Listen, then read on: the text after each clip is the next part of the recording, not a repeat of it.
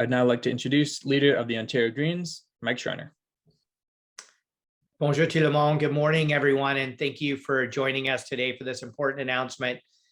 I'd like to acknowledge that I'm meeting with you from my home in Guelph on the traditional lands of the Adirondack, the Anishinaabe, and the Haudenosaunee peoples.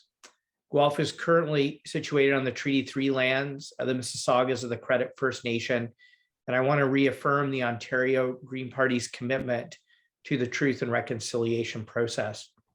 The affordability crunch is hitting young people disproportionately hard. Many students and recent graduates are struggling to pay the bills as the cost of living skyrockets. And I want to thank Ontario Greens candidate Shelby Bertrand, candidate for Ottawa Centre, who is currently a post-secondary student, and Elyse Robinson, our Ontario Green candidate for Barrie, Springwater, Oro-Medonte, who is a recent graduate, for joining me today for this announcement. It's important to hear firsthand about the affordability challenges that post-secondary students and recent graduates are facing. To young people, students, and recent graduates across the province, I want you to know that the Ontario Greens are here for you. We have your back. We know the cost of living struggles you are facing and the anxiety and stress so many of you are feeling as life gets more expensive. And we know how negative Doug Ford's disastrous cuts to the Ontario Student Assistance Program back in 2019 affected your lives. We are committed.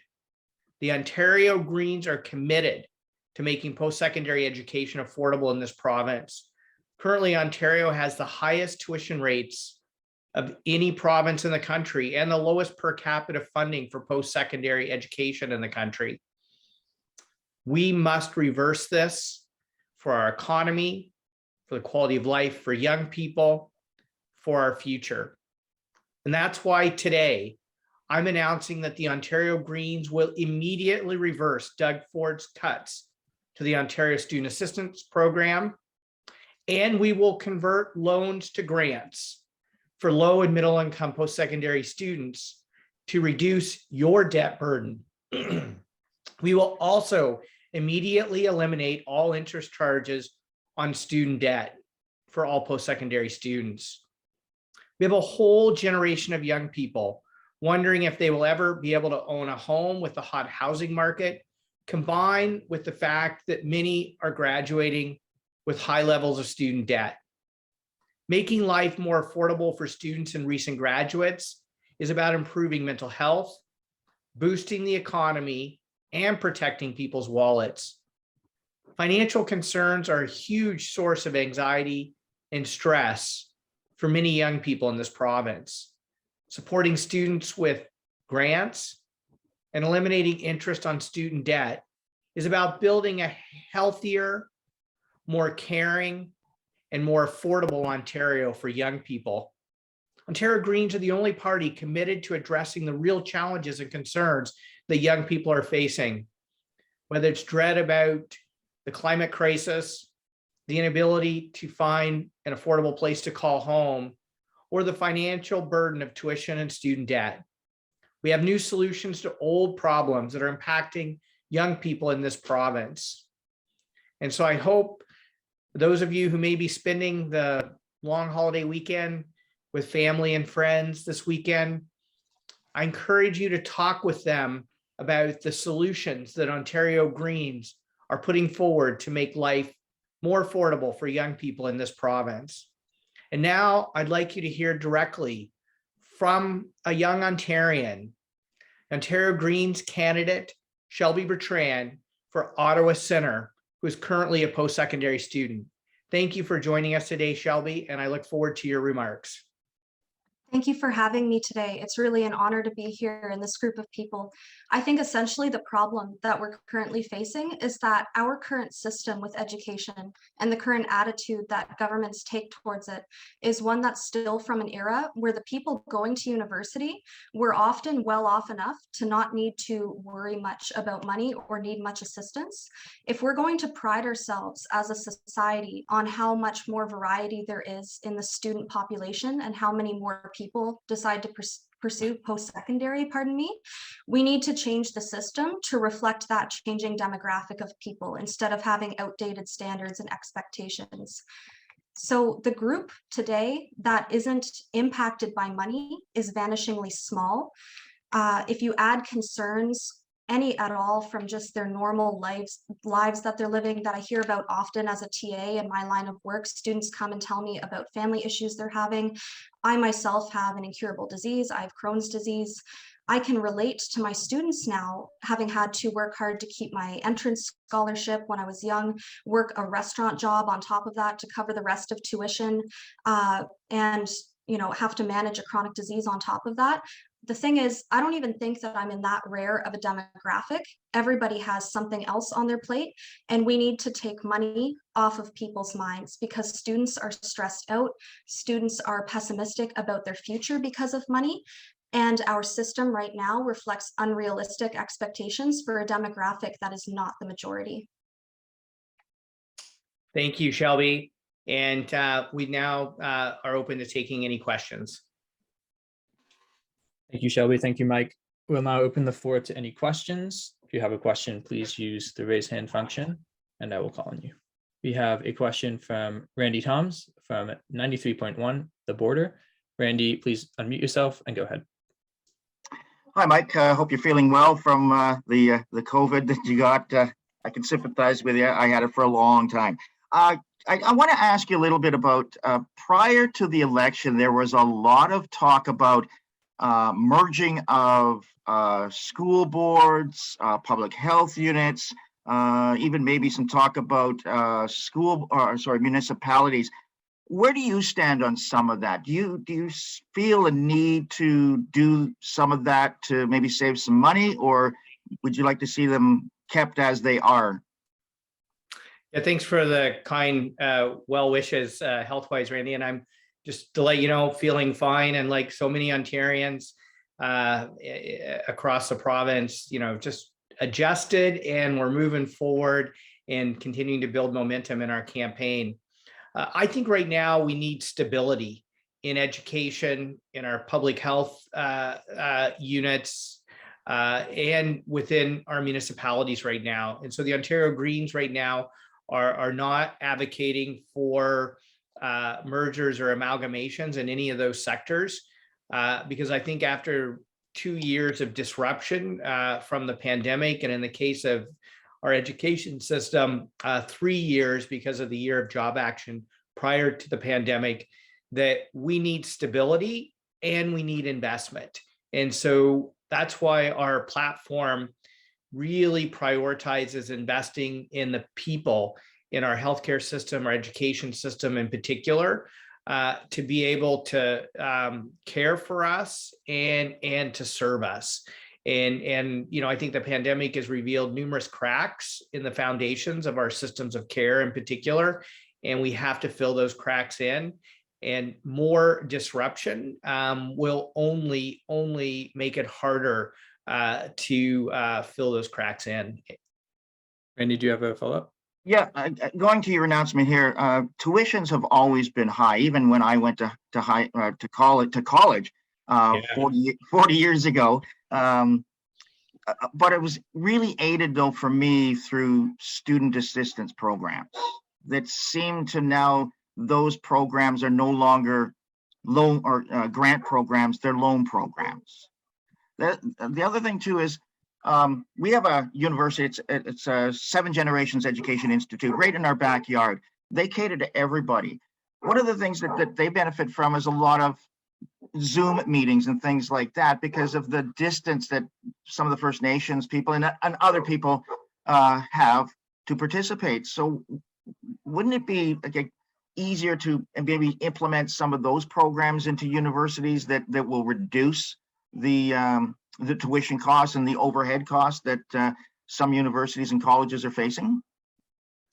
Yeah, well, I mean, first of all, Randy, you've nailed it. Ontario has the highest per capita tuition rates in the country, and actually the lowest per capita funding for post-secondary education at college and university level. That is exactly why we are committed to reversing Doug Ford's cuts to the OSAP program. The biggest cuts the Ford government has made in its budget is actually directly affected the pocketbooks of post-secondary students in this province. And so when we talk about the affordability challenges people are facing, students are bearing a disproportionate burden of those challenges. And that's why it's vital to reverse the cuts. We've made a commitment. It's a $3.5 billion over 4-year commitment. And as part of that commitment is to convert from loans to grants, because we know that the average student now is graduating with $26,000 of debt. And for some, particularly those from lower income households, it can be substantially higher than that. So imagine then going into the kind of housing market that young people are facing, or just the cost of living crunch that so many young people are facing. And so the Ontario Greens believe it's absolutely vital to reverse these cuts, make post-secondary education affordable for young people, ensure they don't graduate with unsustainable levels of debt. And let's be clear, this is important to our economy.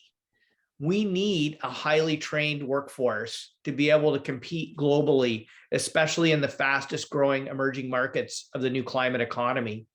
And we also know that young people spend money locally in our local economy, supporting local small businesses. And so ensuring that they have additional funds in their pockets to be able to pay the bills is vitally important to improving their lives and improving our local economy. We also have a question from Allison Jones. Allison, please unmute yourself and go ahead. Hi, Mike. I'm glad you're feeling relatively well. I just wanted to ask about gas prices, since that's the topic of the NDP's press conference today.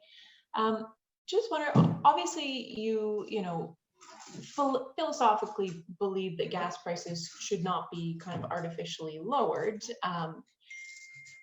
But do you think there's any way that we should be addressing the gas prices right now in the midst of the affordability crisis and considering how high they are? Yeah, well, I mean, first of all, I would say that if you look in jurisdictions that have brought in regulations of gas prices, actually haven't worked in lowering those prices. And we see these fluctuations in oil and gas prices throughout history. I mean, the 1970s, we saw it with the OPEC oil crunch. We saw it right before the 2008 financial collapse. And now we're experiencing it again, partly post-pandemic, but primarily driven by this senseless invasion of Ukraine by Mr. Putin. The bottom line is if we're going to truly address the systemic challenges that people face when it comes to transportation costs, the best way to do that is to electrify transportation and just get big oil out of our wallets, period. How are the Ontario Greens proposing to do that? One, an immediate cut in half of transit fares so we can make transit affordable for people, while at the same time increasing investment and expanding the reliability and quality of service for transit. Two, making electric vehicles, new and used, as well as electric bikes, affordable for the average person.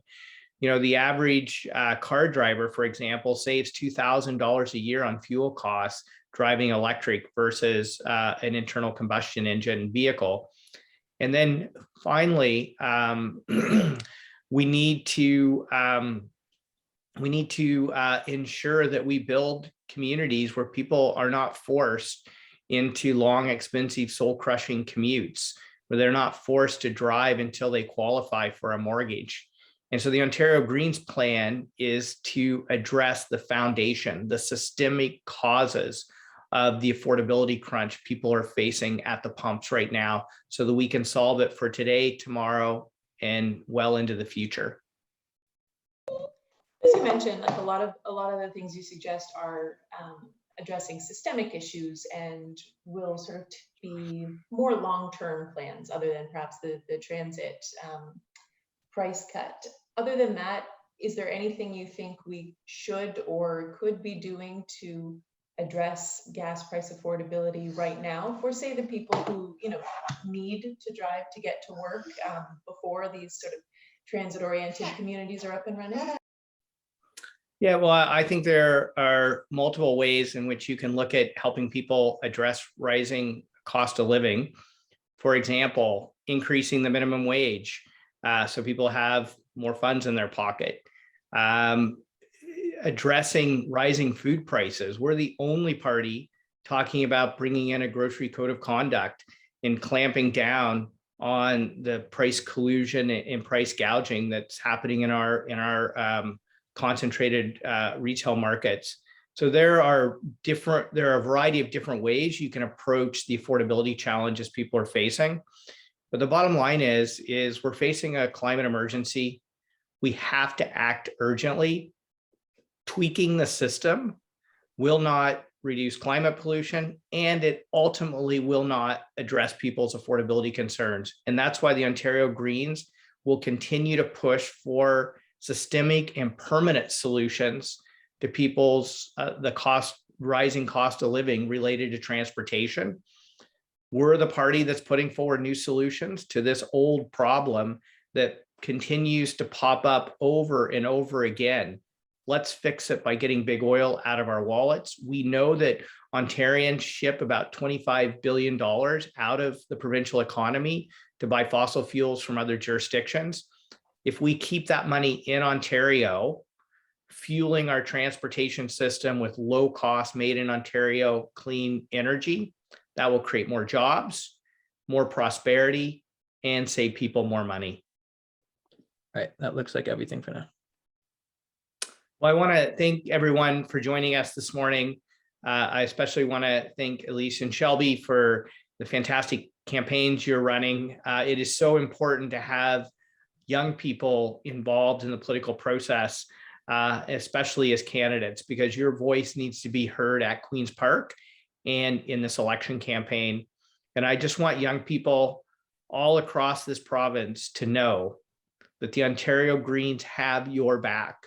We know that a disproportionate burden of the cost of living crisis that many people are facing fall on the backs of young people.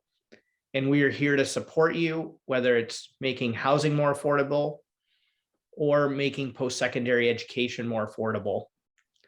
That is why we will reverse Doug Ford's cuts to OSAP. I don't understand what he has against university students and college students. We will reverse his cuts, and we will make post-secondary education more affordable for you and reduce your debt burden. Thank you, everyone, for joining us today.